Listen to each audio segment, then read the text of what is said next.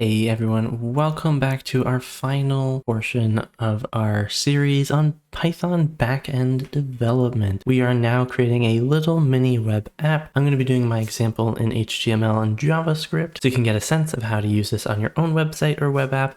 And then we're also going to be taking a look at using it on a mobile app.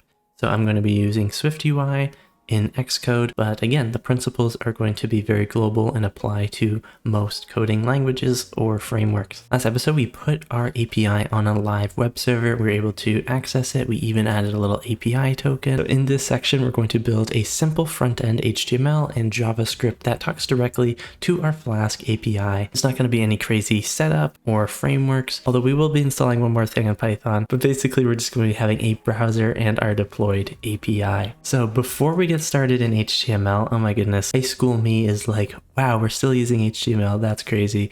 We will need to do a quick install on Python, and we're going to be installing CORS. We'll open up our console on Visual Studio Code here, and we'll do pip, or if you're on Mac or pip or Python 3, pip3 install, and then we're going to do Flask -CORS. We'll go ahead and hit return. We can see that we've successfully installed it or even updated it, and we are good to go. We'll then also just include our import, and we'll say from Flask _CORS import, and then in all caps CORS. And we're going to be using this for our HTML local web server. Speaking of web servers, let's head on over to extensions if you do want to make your life a little bit easier. I recommend installing Live Server. It should be this first one here by Ritwick Day. Hope I'm pronouncing their name correct. I already have it installed, but if you want to install it here, it's going to make our HTML coding and viewing so much easier. Also in our Explorer, and just in case you haven't, we are working in our folder again today. You want to go to File, Open Folder, and make sure we're working in our Python folder, and we're going to go to our requirements.txt, and because we have added cores, we will need to update that requirement, and we can just do flask -cores == 4.0.0. Go ahead and save that, and now under our source control, since we've made some changes, we will need to commit those to our GitHub. Let's save and commit all changes. And we can say added CRS for HTML. Wonderful. Let's go ahead and commit and save. Let's go ahead and open up our renders. Whenever we do push to GitHub, it should sync. You can see we have our example, and it is indeed deploying. We can see here it's still deploying because we literally just pushed to GitHub. We'll just double check to make sure everything's okay. Build successful, and our service is live. Now that we're all updated and good to go, let's go back to our Explorer and in our folder, and we're using HTML today, baby. Let's go ahead and call this one web client.html. Oh my goodness, it's been a while. Gotta shake off some of the cobwebs of HTML here. And we're going to be building a very simple front end that talks to our Flask backend using nothing but HTML and JavaScript. This is perfect for testing your API or even prototyping quickly. So when we're first starting off with HTML, we need to include the doc type as well as the HTML lang. And let's have this equal en. All right, we'll start off with a standard HTML5 structure, nothing too fancy. Also, shout out to W3 Schools for helping me learn HTML. So we'll include a character set. So we'll do meta var set. I might be typing some crazy stuff here. It also has been a while, and we'll have it be UTF-8. Go ahead and close off that bracket. We'll also create the kind of name. We can have this equal viewport. Oh, it keeps adding the kind of quotation marks in really inconvenient places, or maybe it's been too long since I've used this. Okay, and for our content, it's going to equal the width of the device -width, and we can also include an initial scale, so initial -scale to equal 1.0. Go ahead and close that off as well. We can also include a title if we really want, and we'll just call it Flask API Client. Let's also have some style here, and we can include a body, have like a little font family. Let's make this sans serif. I'm going to be using the autofill for a lot of this. We can also include a margin, and let's set that to be 2 rem. add our semicolon. We could also include style for the button because we're going to be like using a button to fetch data as well as to register. This will be for input. We'll add our squiggly brackets and a margin. We can set this to be 0.5 rem, then 0. We can also include some padding, and we can have this be, I don't know, 0.5 rem. It's not going to look the best. It's going to look like one of those jokes when it's like when back-end developers create something for front-end. That's what I'm kind of going for here. Something that's usable, okay? Then let's also include some styling for our products. So do hashtag products. We can have our margin maybe on the top be 1 rem, and that should be good. You can, of course, make it look a lot better than mine. Oh, and let's go ahead and move our head till after this, the closing of the style here. And this style should also make it mobile friendly, although we will be building that SwiftUI app. Okay, let's go ahead and create some page style here. Okay, let's start to actually design our web page. So we're going to create our body, and we're going to be wrapping a ton of information within here. Let's start off with a header. So we'll do h1, and we'll call it Flask API web client. Then let's go ahead and create our fetch products button. We can do a button, and we'll have our on click, which will equal the function, which we'll be making in our script in a little bit. And we'll be calling that one fetch products with empty brackets here. We're then going to want to add some text to it, and we'll say fetch products. We can also assign it an ID, and we'll have this equal the products with a lowercase p. And make sure to close that one off as well. Okay, we can add an HR here, and now we'll handle the visual of the user registration form, and we can have this one be a header 2. I'll say register new users, and we'll include some input. So for the first input, we'll have it be type of text. We'll then want to also give it an ID, and we'll call it reg username to kind of stand for a registration username. And we can include a placeholder as well, extra user experience, although you know, when we kind of see it in real time, we just want normal username there. I don't think I'll be saying UI UX to describe this one.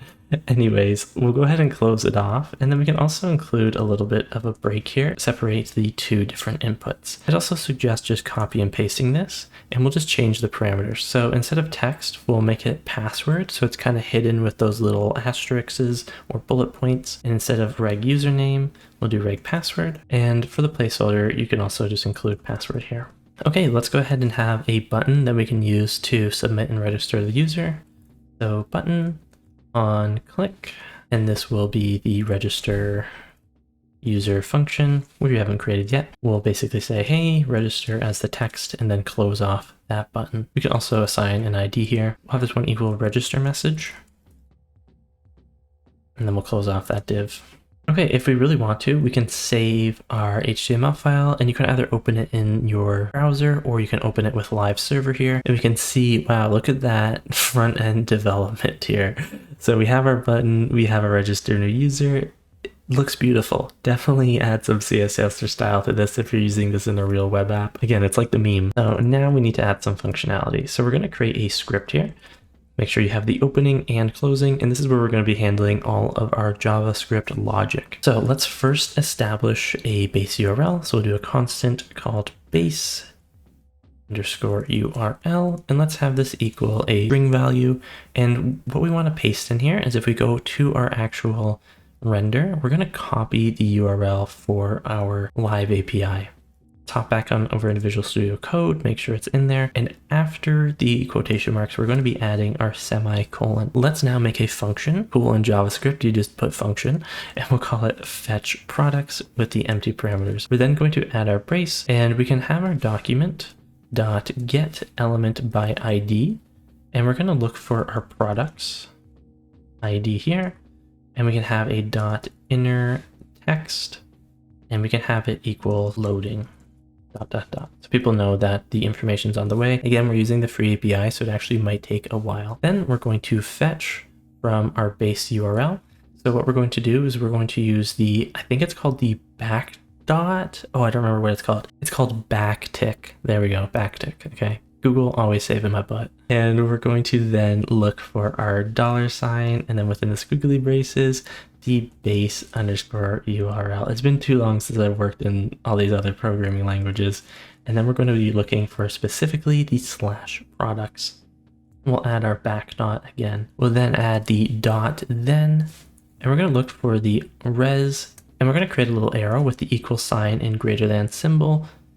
We'll do the res.json with empty parameters. We'll add another dot then, which will be our data. Create our arrow once again. We'll then create a brace, and I'm going to make a little bit of space by hitting return. And this is where we're going to look for the output. So we'll do the constant of output, which is going to equal the data.map. And here, this is where we're going to kind of loop and grab all of our different products. So we'll establish this by using the p keyword. We'll have our arrow once more. We'll add our backtick. And then we'll do $. We'll add our braces and the p dot name. We'll also want to include our prices. So we'll add a dash, a $, and then the p dot price. Cool. Outside of this bracket, we'll do the dot join, and we'll also include our break. We'll do BR. Once we're satisfied with that, we'll add our semicolon. Oh, and make sure you have a backtick after the price as well. Sorry about that. We're going to include now the document, and we'll do the dot get element by ID again, and we'll look for the products once more. And this time, instead of inner text, we're going to do the dot inner HTML, which will then equal that output that we had just created. Add our semicolon, and we should be good to go for this then statement. Still within the kind of brace here of our fetching of the products. Let's go ahead and add a catch for any errors. So the error, we'll add our little dash here, add a brace, and we'll have our console.error.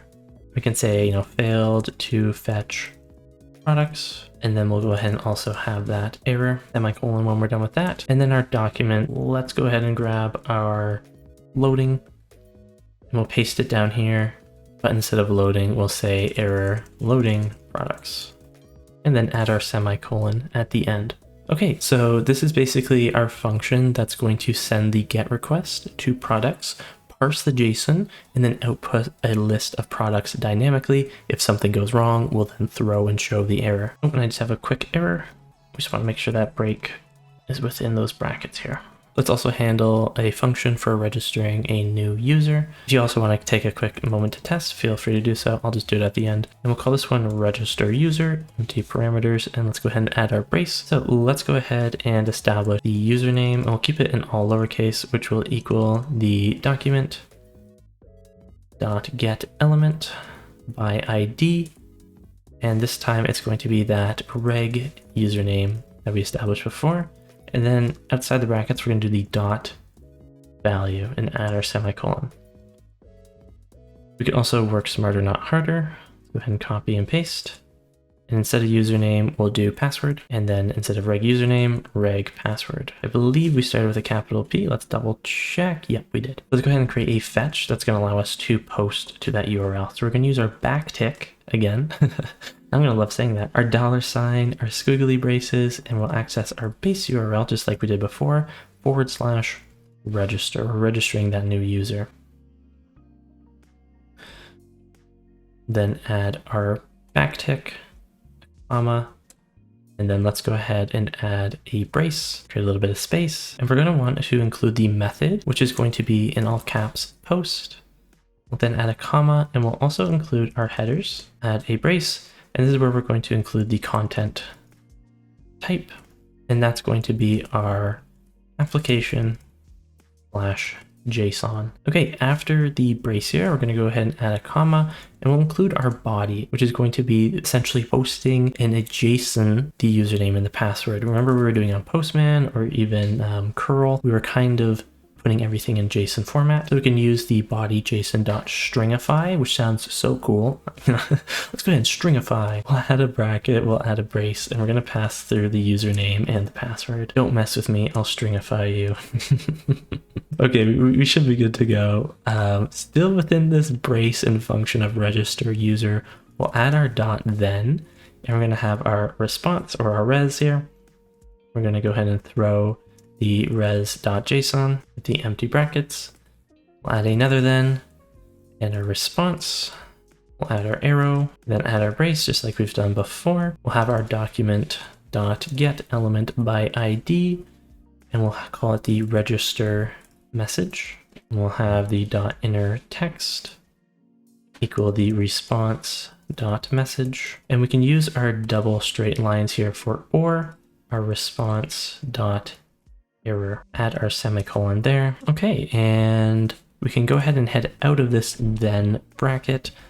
We'll then include our catch. We'll have our ERR again. Add our little bit of an arrow. Our brace. And within these braces, we can have our console.error. We can actually even, let's work smarter, not harder again. Let's just go ahead and copy and paste this. Highlight, paste. And instead of failed to fetch products, we can do failed to register.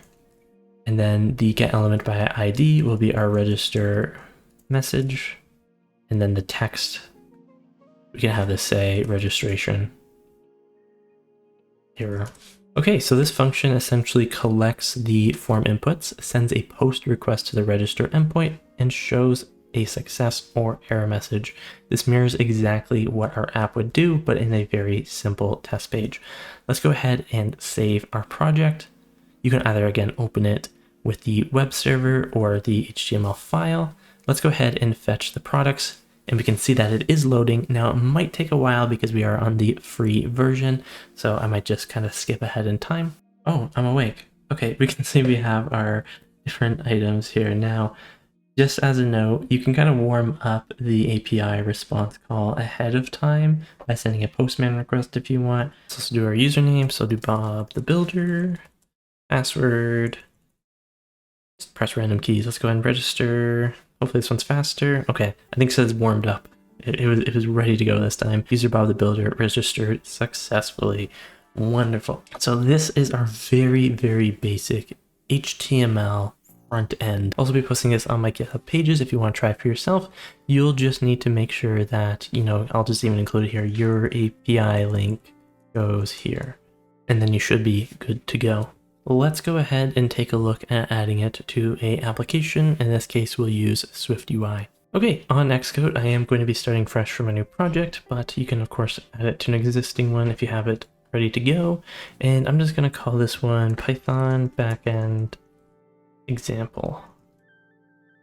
Make sure we're on SwiftUI, and we should be good to go. Our goal here is we're going to build a super simple SwiftUI app that's going to get the products, and we're also going to be doing the post to register, and it's going to kind of mirror our website HTML logic, but in a little bit of iOS form. Let's go ahead and start off with our products list first, and we can create a new empty file on Swift here, and we'll call it this one product.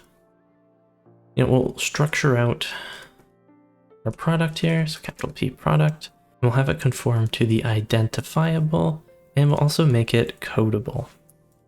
Go ahead and add our brace here, and we'll have a few things. So just like when we looked at our JSON response, we need to have an ID, which is going to be an integer value. They're incremented 1, 2, 3, 4. We're also going to have a name, which is a string value.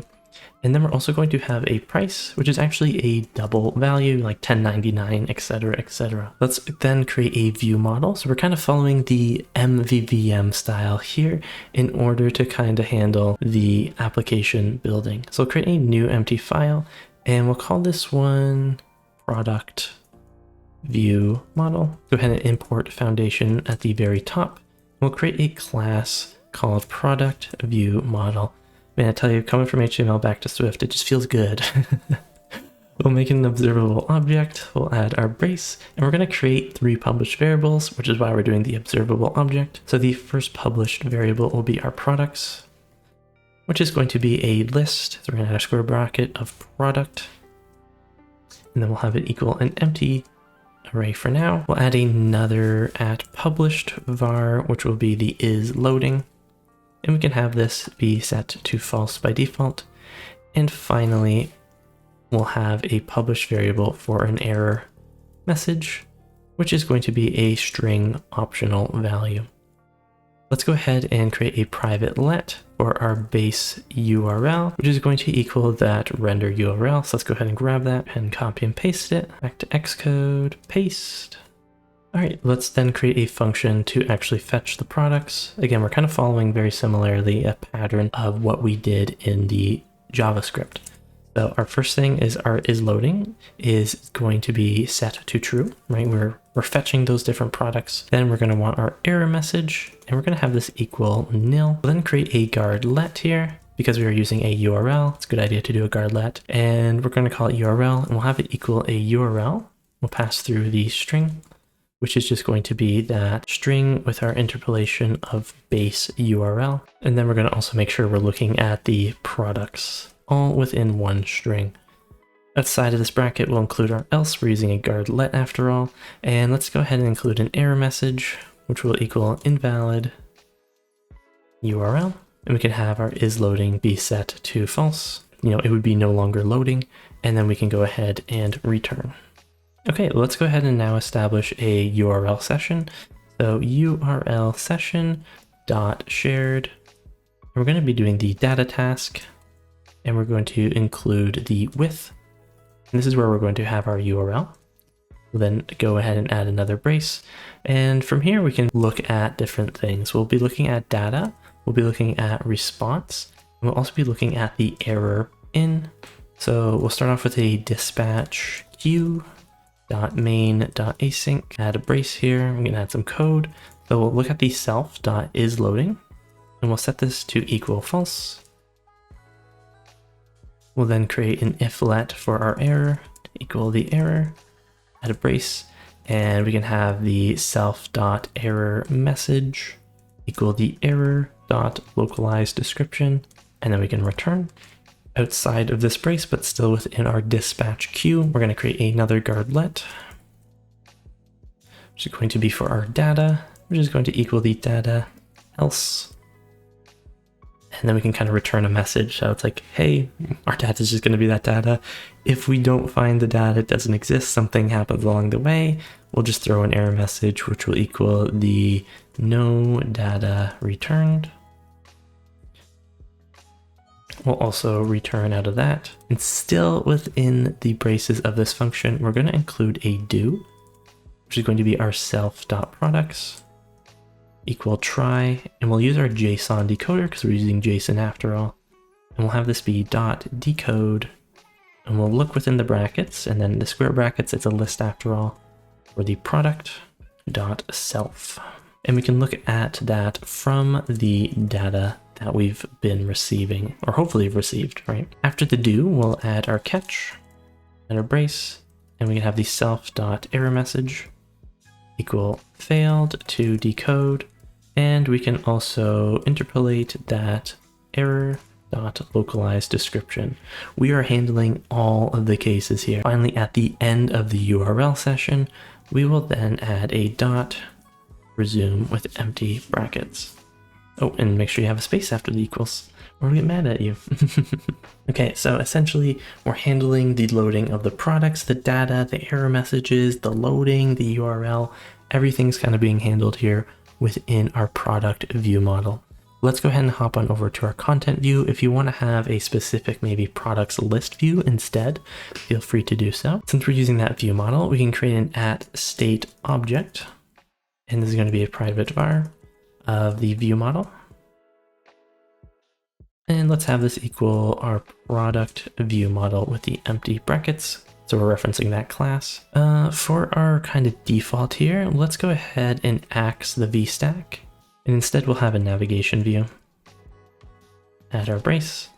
And we can actually use a group here. I don't use groups too often, but let's go ahead and do it. And within this group, I'll say if viewModel dot is loading. We'll add a brace. So what do we want to have happen if it's loading? Well, we can kind of just reference our progress view, that kind of like default spinner. And we can also include some text of loading ... Outside of this if statement, we can say, okay, so if it's not loading, else if let error equals viewModel dot error message, which is why we took all the time to create those error messages.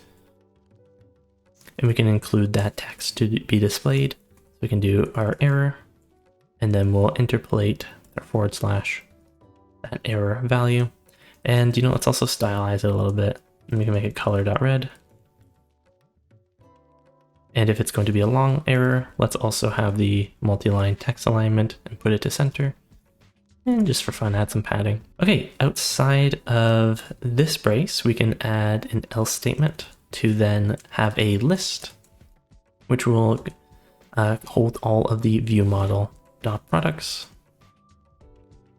And then we'll kind of loop through it. So we'll say product singular in. And we can have an H stack here. You can of course design this however you'd like. Oh, make sure you have viewModel, not viewMode. We'll have our H stack and let's display it with some text, and we'll have our product.name. Add a little spacer. We'll include some text for the price. So for this, we're going to actually display the double value as a string, and we're going to go ahead and format it. And to format it, let's go ahead and do the %.toF, because we're kind of grabbing it from a double value, and then we'll display the product.price value. We want to add some style too, so foreground style, let's have it be secondary. Okay, we are pretty much good to go. The only thing is we're displaying this data, but we're not actually fetching this data quite yet. You can fix that by going to the very end of the group. So here it's about 3 braces from the bottom, and we're going to add our navigation title, products. And then after that, the dot on appear. I'm going to replace this one with a brace, and we'll have our viewModel dot fetch products. Whenever this view loads, it should fetch those products. Now, again, we're using the free API, so we're loading, and it might take a while to actually load that data, as we saw with me apparently falling asleep in the web version. But at least we have a little loading to kind of keep us company. And there we go. That actually didn't take that long. We have our headphones, microphone, headphones, our microfiber cloth, etc., etc. And it's in a list, so we can kind of scroll through all of those different things. Hooray! We did it. All right, let's now handle registration. Let's go ahead and create a new empty file. Instead of ProductViewModel, we'll do RegisterViewModel. All right, let's establish our class, RegisterViewModel. We're going to be doing a lot of things in a very similar fashion to our ProductViewModel, and we'll have this be an observable object at our brace. So we're going to need some published vars. So the first one would be username would equal an empty string. Then we'll want our password.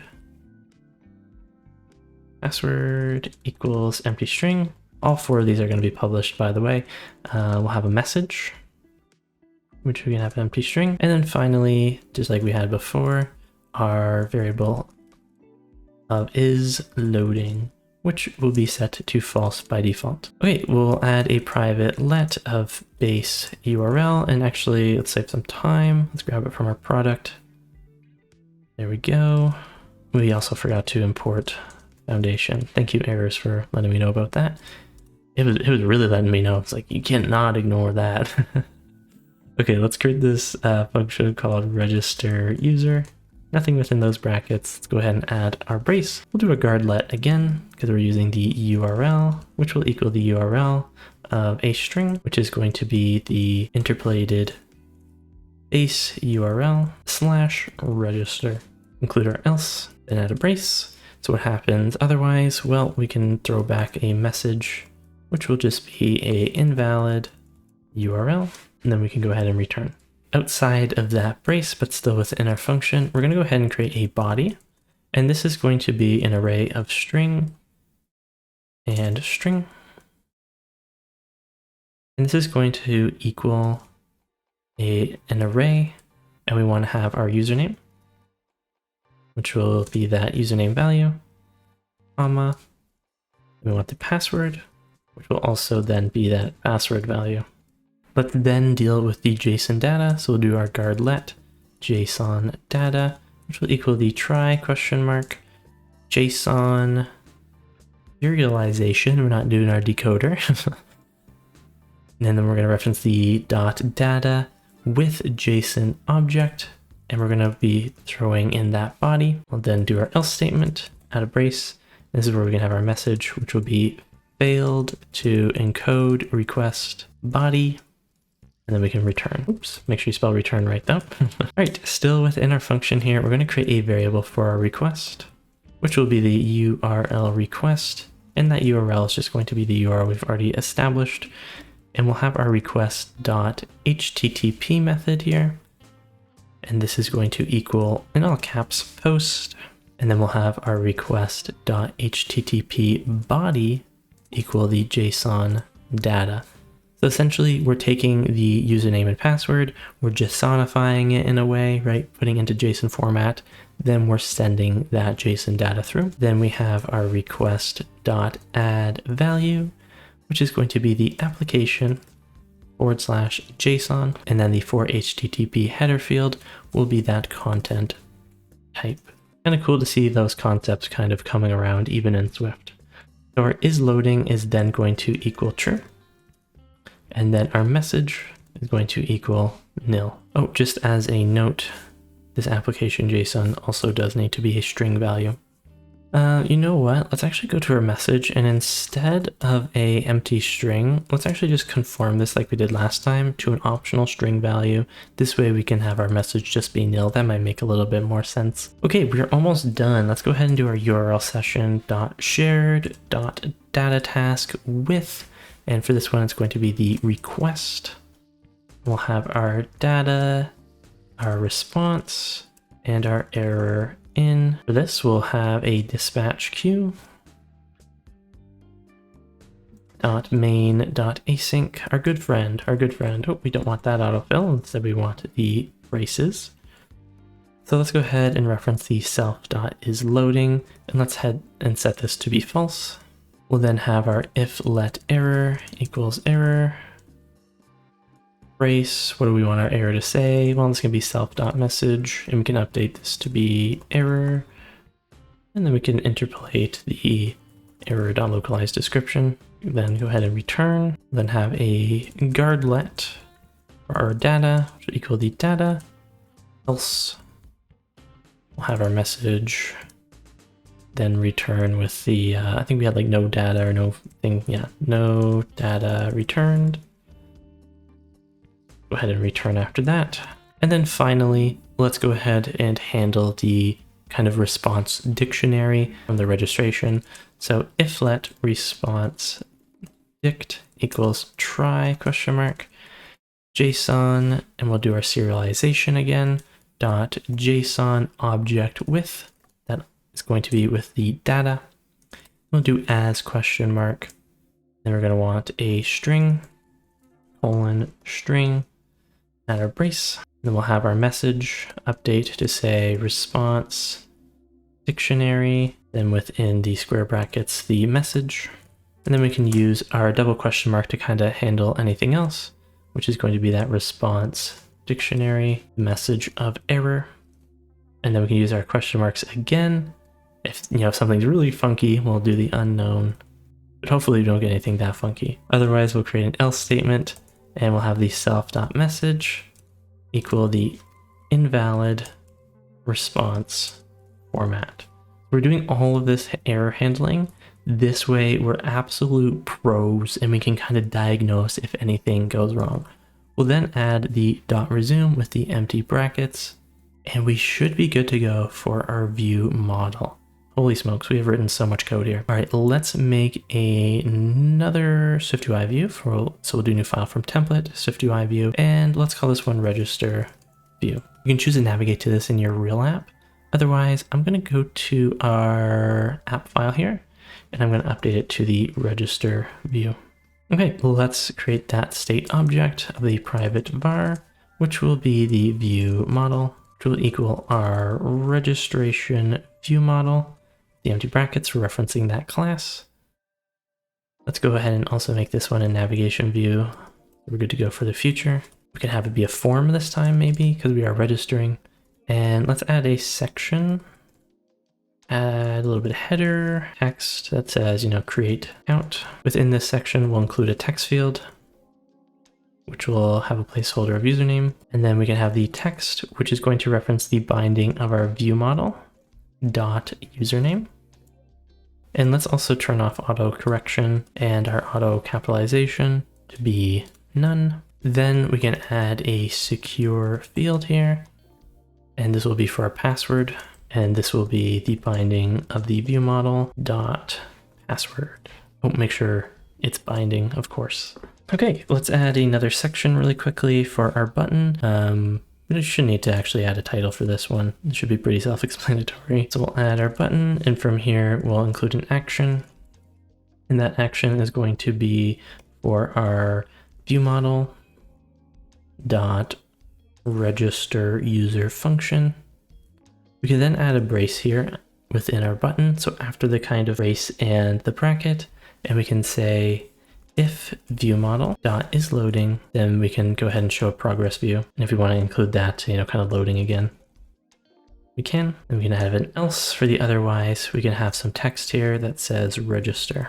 We can go down a couple braces and add the dot disabled on the condition that the view model dot username is empty, or through those two lines, view model dot password is empty. Okay, let's hop out of this section. We can include a success message. So if let message equals view model dot message, add a brace.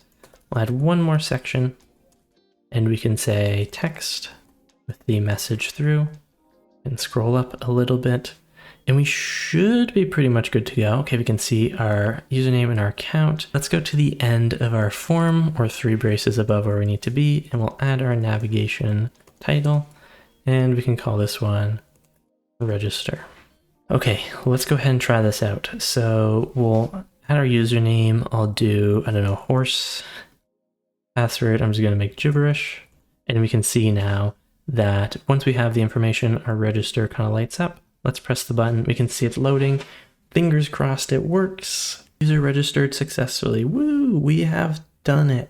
So congratulations. I know this one's probably been a long video, it's a long recording, and it's also been a long series, but that is a wrap. Over the past few videos, we've taken Python from a simple script to a fully functional backend powering real data, and now we've connected that to both a web-based front end and a SwiftUI mobile app. So along the way, we've learned how to build REST APIs with Flask, store and retrieve data using SQLite, protect routes with basic authentication, deploy our live server with render, and finally connect everything and form that kind of front end. This isn't just a demo, this is the kind of stack you could use for a portfolio project, internal tool, or even foundation of a full app. If you're new to full stack development, I hope this showed you that you don't need a huge amount of frameworks or massive boilerplates, just a little bit of Python, Visual Studio Code, and maybe a little bit of SwiftUI skills to kind of get through this portion, but if you did the HTML version, it's much easier. If you enjoyed this series, hit like, leave a comment if you have a question, and of course, subscribe for more dev products to come along the way, and some more breakdowns and series like this one. Dream big, code bigger, and we'll see you in the next one.